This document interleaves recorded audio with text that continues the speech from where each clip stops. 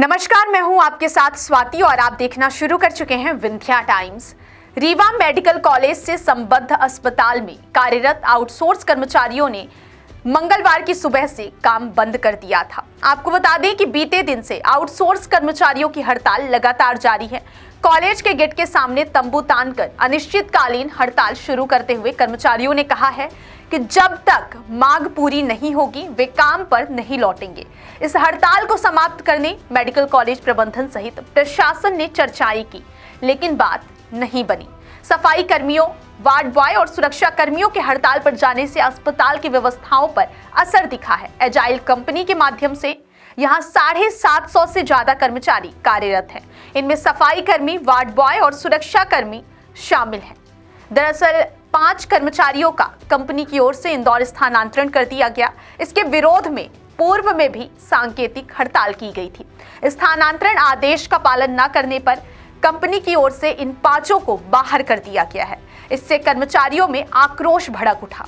गौरतलब है कि अपनी 13 सूत्री मांगों को लेकर आउटसोर्स कर्मचारियों ने पूर्व में भी धरना प्रदर्शन किया था, जहां आश्वासन के बाद कर्मचारी वापस काम पर लौट गए थे, लेकिन उन मांगों को अब तक पूरा नहीं किया गया, जिससे आक्रोशित कर्मचारी धरने पर बैठ गए हैं। इसका साफ असर अस्पताल की व्यवस्थाओं पर देखा जा रहा है। जगह जगह कचरा इकट्ठा हो गया है। वहीं अस्पताल पर आ रहे मरीजों को भी समस्याओं का सामना करना पड़ रहा है। प्रदर्शनकारियों का कहना है कि आउटसोर्स कर्मचारी के नाम एजाइल कंपनी के द्वारा लगातार नोटिस दिया जा रहा है। प्रदर्शनकारियों का कहना है कि अगर अस्पताल प्रबंधन और कंपनी के द्वारा उनकी मांगों को नहीं माना गया तो वह आज मुंडन का कार्यक्रम करेंगे, इसके बाद भूख हड़ताल करेंगे। वहीं जब पूरे मामले पर डीन सुनील अग्रवाल से बात की गई तो उनका कहना है कि आउटसोर्स कर्मचारी की जो मांगे हैं वह सभी नाजायज मांगे हैं। अस्पताल जैसे स्थान पर हड़ताल प्रतिबंधित है, इसके बाद भी कर्मचारियों के द्वारा हड़ताल किया जा रहा है, जिससे उन पर वैधानिक कार्यवाही की जाएगी। इसी कड़ी में आगे डीन ने कहा कि कुछ ऐसे कर्मचारी हैं जिनकी नई नियुक्तियां की गई हैं, वह भी हड़ताल में शामिल हैं। उनके खिलाफ भी कार्यवाही करने की बात कही गई है। आइए सुनते हैं प्रदर्शनकारियों के साथ मेडिकल कॉलेज के डीन डॉक्टर सुनील अग्रवाल को उनका क्या कुछ कहना है। रीवा से मनीष दाहिया की रिपोर्ट। केसी त्रिपाठी, जिलाध्यक्ष मध्य प्रदेश लघु वेतन कर्मचारी संघ। धरना प्रदर्शन कर रहे हैं, क्या वजह है? हमारे आउटसोर्स साथी, इनका 13 सूत्री मांगों का पूर्व में भी जो है तो धरना प्रदर्शन हो चुका था और कंपनी और संस्था के बीच समझौता हुआ था, लेकिन उस समझौता का पालन नहीं किया गया। उसके एवज में हमारे 5 साथियों को जो है निष्कासित कर दिया गया और निष्कासन का कारण मात्र ये है कि जो अपने अधिकारों के लिए लड़ रहे हैं। अगर कोई इस देश में अपने अधिकार के लिए लड़ता है तो क्या उसको हम देश से निकाल देंगे? लेकिन सुनने को तैयार नहीं है। कल मैं जा कर के आपके अधीक्षक महोदय से मिला भी हूँ। उन्होंने कहा कि मेरी कंपनी बातें नहीं मान रही है। यहाँ तक कि राजेंद्र शुक्ला माननीय मंत्री जी से भी बात हुई है, वो बोले मैं एजाइल कंपनी से बात कर रहा हूँ, लेकिन आज तक अभी कोई उसका परिणाम नहीं आया है। हम लोग इंतज़ार कर रहे हैं, जब तक माननीय मंत्री जी भोपाल से नहीं आ जाएंगे तब तक ये धरना प्रदर्शन चालू रहेगा। और जैसे आएंगे तो उनके बंगले का घेराव करेंगे और उनसे चर्चा करेंगे। और जब तक इन कर्मचारियों की मांगों का निराकरण पूरी तरह से नहीं होगा तब तक ये संघर्ष जारी रहेगा, चाहे आमरण अनशन करना पड़े, चाहे भूख हड़ताल करना पड़े। अभी आर पार की लड़ाई हो चुकी है। महिलाएं भी बहुत सारी बैठी हुई हैं, क्या कब से बैठी? सब प्रभावित हैं, सबके साथ अन्याय हो रहा है, उनके साथ भी शोषण हो रहा है। शासन द्वारा जो है 26,000 रुपये न्यूनतम वेतन है, यहाँ इनको 8,000 दिया जा रहा है, तो 20,000 कहाँ जा रहा है? हम यही पूछना चाहते हैं प्रशासन से कि 20,000 कहाँ जा रहा है? क्या लगता है कौन गोलमाल कर रहा है?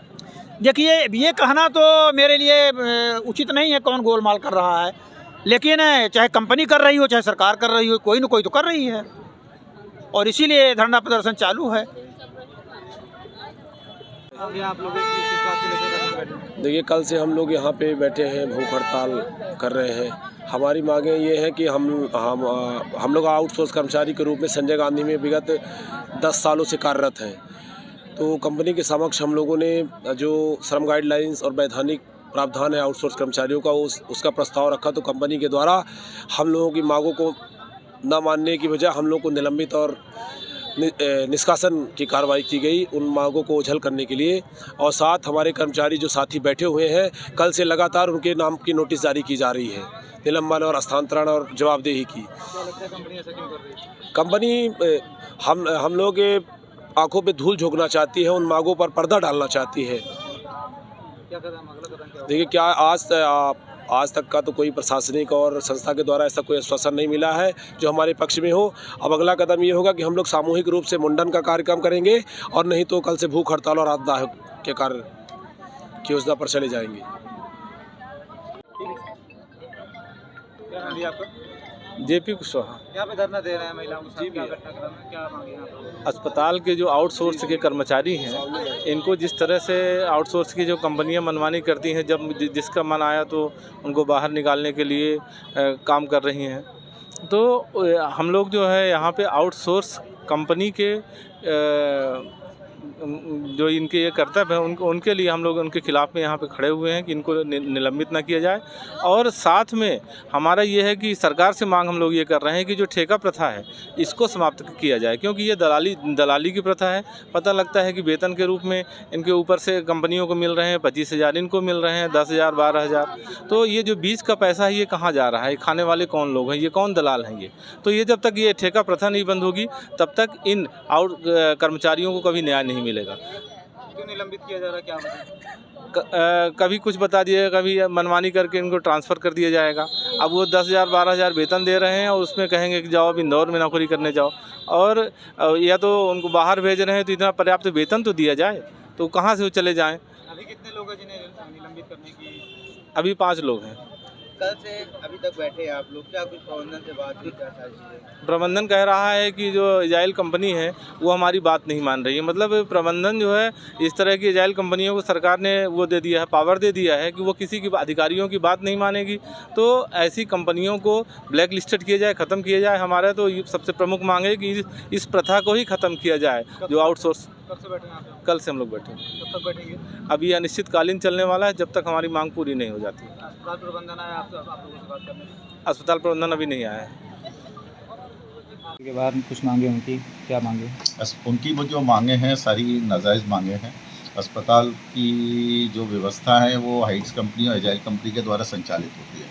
हाइट्स कंपनी से हमने बार बार पूछा है, उन्होंने सब बताया। हम इनकी जो भी मांगे होती है, जो भी उनकी जायज़ जो चीज़ें होती हैं, हक होते हैं, वो सब हम देते हैं और हम इसको सुनिश्चित भी करते हैं। लेकिन साफ़ सफाई और सुरक्षा में इस अस्पताल की कोई भी ज़ीरो टॉलरेंस है, क्योंकि ये प्राथमिकता के आधार पर जनता आती है, परेशान होती है, मरीज़ होते हैं। उन लोगों को अगर इस चीज़ में ये अव्यवस्थाएँ मिलेगी तो इसकी जिम्मेदारी हाइट्स कंपनी और इन लोगों की है। इसके तहत कुछ लोग थे जो जिम्मेदारियाँ अपनी पूर्ण रूप से नहीं निभा रहे थे और जो खुद ही अव्यवस्थाओं का भाग थे, उन लोगों को इन्होंने सूचना दिया, पहले नोटिस दिया लेकिन नहीं माने, फिर उनके ट्रांसफ़र किए नहीं माने, फिर उनको हटाया कंपनी से।